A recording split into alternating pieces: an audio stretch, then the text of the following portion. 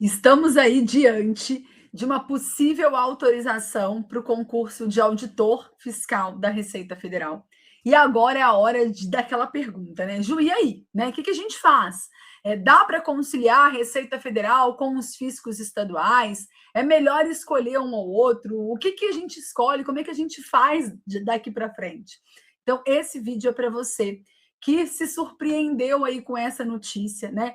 O concurso da Receita Federal é um concurso aguardado. Em um vídeo que eu postei por aqui, ó, eu falei que acreditava muito num próximo concurso em 2027. Se você ainda não assistiu esse vídeo, vale muito a pena assistir, tá? Mas nesse vídeo eu quero conversar com você que já está aí nessa caminhada, que talvez já esteja aí no momento de fazer prova e que agora se deparou com essa situação, né? A gente está tendo uma enxurrada de fiscos estaduais, tem vários outros fiscos estaduais autorizados, temos também bons fiscos municipais sendo aguardados, e agora, com essa notícia, né, do concurso da Receita Federal, o que a gente faz? Né? Migra para a Receita Federal, tenta conciliar os dois, foca só nos fiscos estaduais. Provavelmente essa decisão ela vai impactar demais aí na sua taxa, né, de sucesso ou não para se tornar um auditor fiscal.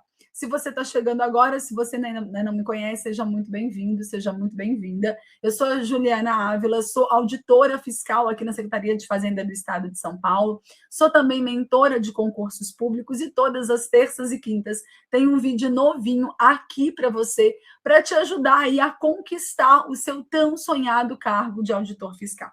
Bora lá conversar aí sobre esses rumores, tá? Para você entender, na verdade, existe ali um pedido de autorização para um novo concurso de auditor fiscal da Receita Federal do Brasil.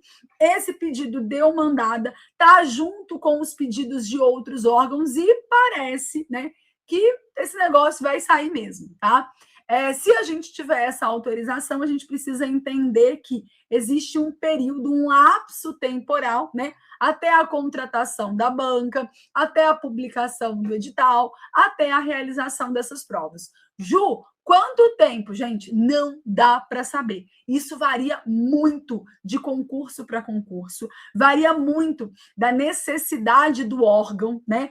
Porque a gente tem concursos que acontece tudo muito rápido e a gente tem concursos que dá uma travada, tá? Existe ali uma norma que funciona apenas para a parte federal ali, né? Para o Poder Executivo Federal. Então, nesse caso, a Receita Federal estaria subordinada a esse decreto, que diz que o período entre a autorização do concurso e a publicação do edital tem que ser de, no máximo, 6 meses. Né? Então, se a gente estiver falando, por exemplo, de uma autorização que vai acontecer ainda agora em junho, né? Pode ser que aconteça, nós teríamos julho, agosto, setembro, outubro, novembro, dezembro. Esse edital deveria ser publicado até no máximo em dezembro, tá? E aí, se a gente pensar num prazo aí factível para a realização de provas, de 2 a 3 meses, a gente estaria falando em provas ele bem no comecinho de 2027, tá? Que é particularmente uma coisa que eu acredito bastante que vai acontecer. Pode ter prova esse ano ainda? Claro que pode, tá? Tem alguma coisa com as eleições, a gente não tem nada a ver as eleições, né? De vez em quando as pessoas ainda confundem isso. Ah, não pode ter concurso em ano eleitoral. Não tem nada disso, tá? Pode ter prova em outubro, pode ter prova em novembro. O que não pode é nomear candidatos se o concurso não for homologado dentro daquele prazo ali, que, se eu não me engano, se encerra agora ali por volta do dia 3 ou 4 de julho, alguma coisa nesse sentido. Os concursos precisam ser homologados até essa data para que a gente possa ter nomeação ainda esse ano, né? Caso contrário, que é o que não vai, né? Esses próximos concursos que ainda estão acontecendo, Ceará, o próprio concurso da Receita Federal, não tem problema nenhum, porque eles não vão ser homologados dentro dessa data, então só pode haver nomeação no ano que vem e está tudo certo, tá? Mas a prova, a publicação do edital, contratação de banca, tudo isso pode acontecer normalmente. Então, não fica naquela coisa, não vai ter concurso, porque ano eleitoral não existe isso, tá bom? Provavelmente teremos, sim, uma prova. Eu acredito que uma prova ainda no início de 2027, se tudo correr bem, se esse processo não ficar parado, eu acredito que a gente tenha a prova ali no comecinho de 2027. Beleza? Bom, vamos lá então, vamos pensar aqui, né? Diante de todo esse cenário que a gente está tendo, essa fartura, graças a Deus, de concursos fiscais, né? Muito em função da reforma, né, da reforma tributária, que fez surgir essa necessidade gigante de um quadro maior de auditores, porque afinal de contas a gente tem um prazo ali, um tempo de transição entre a norma anterior e a norma nova, onde a gente vai ter coexistindo ali os dois sistemas de tributação. Então não dá simplesmente para pegar a galera que trabalhava ali com os tributos anteriores e jogar todo mundo para tocar a reforma tributária. Isso fez com que existisse essa necessidade gigante, é por isso que a gente está vendo esse tanto de concurso sendo publicado, edital que não acaba mais, a gente nem dá conta de acompanhar, né? Dormiu, acordou, tem edital publicado, tem autorização saindo, tem banca sendo contratada. Nesse momento, não tem outro jeito, né? A gente realmente precisa fazer boas escolhas. Então, primeiro eu vou falar sobre a questão de se dá ou não para conciliar a Receita Federal com fiscos estaduais, tá? Depende muito do seu momento de preparação. Se você está mais no começo, se ainda faltam muitas disciplinas para você estudar, não dá para conciliar, tá? Porque embora a gente tenha um núcleo grande em comum, né? A gente tem ali português, constitucional, administrativo, direito tributário, contabilidade, auditoria, economia. A gente tem muitas matérias que são comuns entre os fiscos estaduais e a Receita Federal. Acontece que existe uma quantidade grande também de conteúdos que não são comuns, que são exclusivos de um ou de outro. Na Receita Federal, por exemplo, a gente tem legislação aduaneira, a gente tem comércio internacional, a gente tem administração geral e pública, que em alguns fiscos estaduais a gente tem essa cobrança, mas que não é muito comum. A gente tem, por exemplo, direito previdenciário, que é exclusivo ali da Receita Federal. A gente tem inglês, que também não é comum, né? A gente viu na Cefaz São Paulo, mas a gente não tem a cobrança de inglês nos outros fiscos. Então, isso tudo impacta muito em você conciliar os dois, se você ainda não tem uma base forte, se você ainda não estudou tudo que é de comum entre as duas, fica muito difícil agora tentar conciliar isso, tá? Até porque a prova da Receita Federal, historicamente, ela traz mínimo por disciplina, né?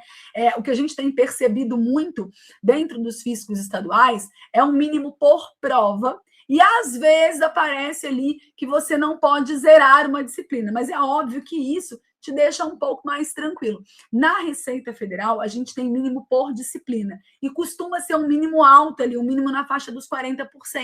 Então, não dá simplesmente para você falar, essa matéria eu não vou estudar, né? E eu vou compensar na outra. Porque mesmo que você vá muito bem, mas se você não alcançar os mínimos, você está fora, tá? Além disso, tem a questão da discursiva, e aí na discursiva a gente tem essas matérias que são mais específicas da Receita Federal.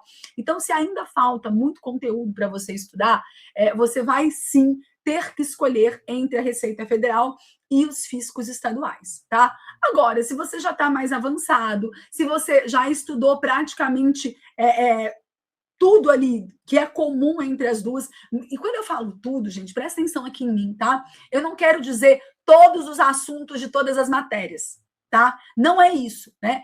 Estar, por exemplo, com uma base muito forte português, em direito tributário, reforma tributária, contabilidade geral avançada e de custos, em auditoria, né, que são essas matérias de maior peso, TI, tem uma base muito forte já em legislação tributária estadual, tá? Pelo menos naquela parte que é geralzona, que serve para todos os estados. E aí você já viu ali os conteúdos principais, aqueles que têm um custo-benefício maior, aqueles que são mais cobrados, de constitucional, de administrativo, de empresarial, de economia, dessas outras matérias, da parte de exatas, estatística, matemática, financeira e raciocínio lógico, você já viu ali aquele 80-20 e você já tem um bom percentual de acerto nele também. Aí, nesse caso, pode ser que funcione bem para você, tá? Por quê? Porque a gente vai ter agora esses próximos concursos aí, a gente vai ter Ceará, a gente já tem Alagoas autorizado, a gente já tem a Bahia autorizado também.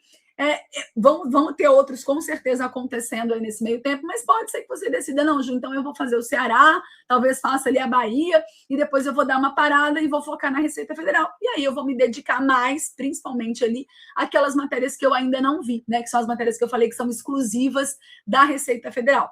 Aí tudo bem, tá? Pode funcionar. Agora, se você ainda não está nessa pegada, se você está mais no começo, aí não tem outro jeito, né? Aí precisa escolher. Porque ter que estudar tudo isso junto, todo esse conteúdo, esse volume gigantesco de conteúdo, não vai funcionar no curto prazo, tá? Essa é a primeira coisa.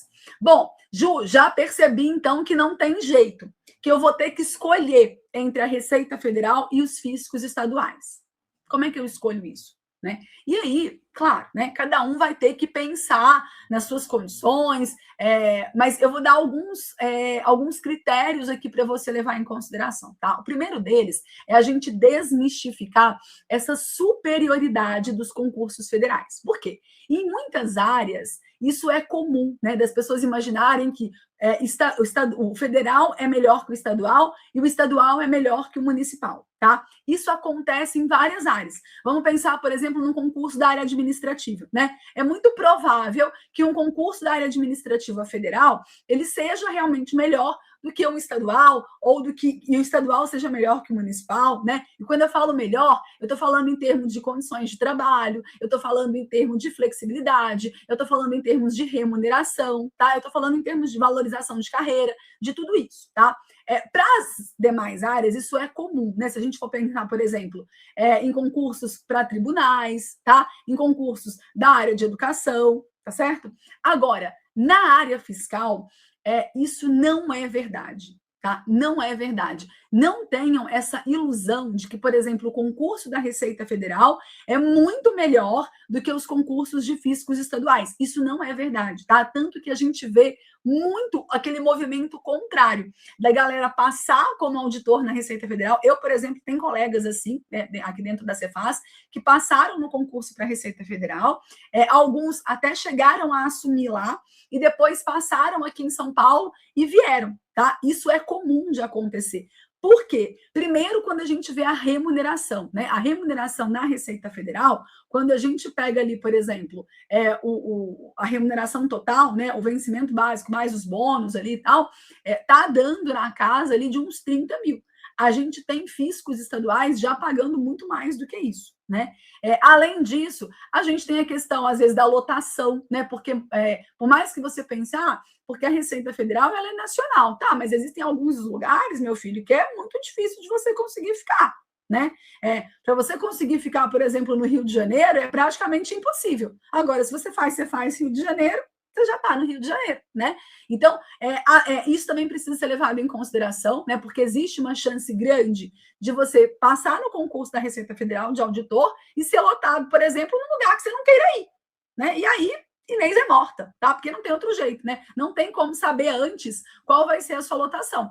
Diferente de quando você faz, por exemplo, um concurso municipal ou um concurso estadual, que aí você já sabe mais ou menos qual vai ser a sua pegada. Inclusive, esse foi um dos critérios que eu usei lá em 2012, quando eu tive que escolher entre a Receita Federal e os fiscos estaduais. Eu estava justamente nessa posição que você está hoje, né? Em 2012, eu me vi diante, né, dessa mesma decisão aí para ser tomada. Por quê? O que aconteceu comigo? Eu tomei posse como auditora municipal. E aí, bem na hora que eu estava ali, né, me alojando ali, chegando, entendendo como é que funcionava o trabalho, não tinha nem um mês ainda na casa, saiu a publicação do edital para auditor da Receita Federal, com prova já dali a 2 meses.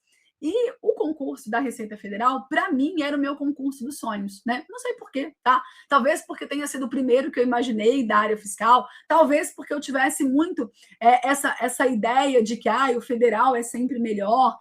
Eu já me imaginava morando ali em Foz do Iguaçu, tá certo? Então, o meu concurso dos sonhos era o concurso da Receita Federal. Desde o início, quando eu fiz o municipal, quando eu tomei posse no municipal, eu sabia que seria só um concurso escada. Só que aconteceu, estava eu lá desesperada, né? Ainda não tinha estudado praticamente nada, tinha visto zero de previdenciário, comércio internacional, legislação aduaneira, não tinha visto nada disso ainda estava estudando contabilidade, tributário, constitucional, administrativo, estava engatinhando também nessas outras matérias, já tinha visto uma parte boa, mas não todo o conteúdo. E aí saiu o edital da Receita Federal com provas muito rápidas, foi questão acho que de uns 2 meses, mais ou menos, até a data da prova. E eu me desesperei, comecei a estudar correndo, só que nisso, né, no meio do caminho ali, foi publicada a autorização para o concurso da Cefaz São Paulo, né? E aí eu lembro que eu fiquei uma noite inteira acordada, eu falo que foi uma das decisões mais difíceis que eu já tomei na minha vida, né? Eu fiquei uma noite inteira acordada pensando, né? E aí?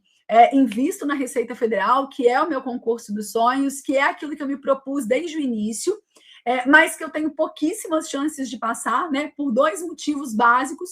Primeiro, eram bem menos vagas do que na Cefaz São Paulo. Segundo, a prova já era dali a um mês, né? Enquanto que a Cefaz São Paulo tinha acabado de ser autorizada. Ainda ia passar por todo aquele processo, né? Contratação de banca, publicação do edital, para depois a gente ter a prova. Ou eu vou para a Cefaz São Paulo, né?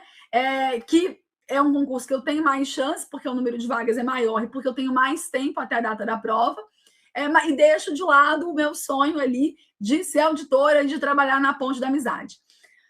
Foi uma decisão muito difícil, mas uma coisa que pesou muito para mim foi a questão da lotação, tá? Nessa época, eu não sabia exatamente quanto que ganhava um auditor em São Paulo, né? Porque enquanto a Receita ela tinha o subsídio, aqui em São Paulo sempre foi uma bagunça a questão da remuneração, né? A gente tem um vencimento básico, e aí tem prolabore, e aí tem auxílio transporte, e aí tem produtividade, enfim, aqui em São Paulo sempre foi uma colchinha de retalhos essa questão da remuneração, então eu não sabia muito bem qual seria a minha remuneração em São Paulo, mas o critério que eu adotei foi justamente o critério da lotação, né? Eu pensei, bom, nesse momento eu já não estou mais desempregada, né? Sem dinheiro nenhum, eu já estava ganhando um salário que era 3 vezes o que eu ganhava como farmacêutica, eu estava numa cidade muito boa, eu estava em São José dos Campos, eu estava pensando já em ser mãe, em ter meus filhos. Eu falei, o que vai acontecer, né? Se eu passo nesse concurso e eles me mandam, sei lá, para uma região de fronteira, né? Se eu vou para Pacaraima, por exemplo, né? Meu marido iria com certeza. Mas será, né, que eu ia querer isso para mim também, né? Eu que sou aqui de Juiz de Fora, que sou de Minas, será que eu ia querer ficar tão longe da minha família assim? Principalmente num momento em que eu queria ter filhos.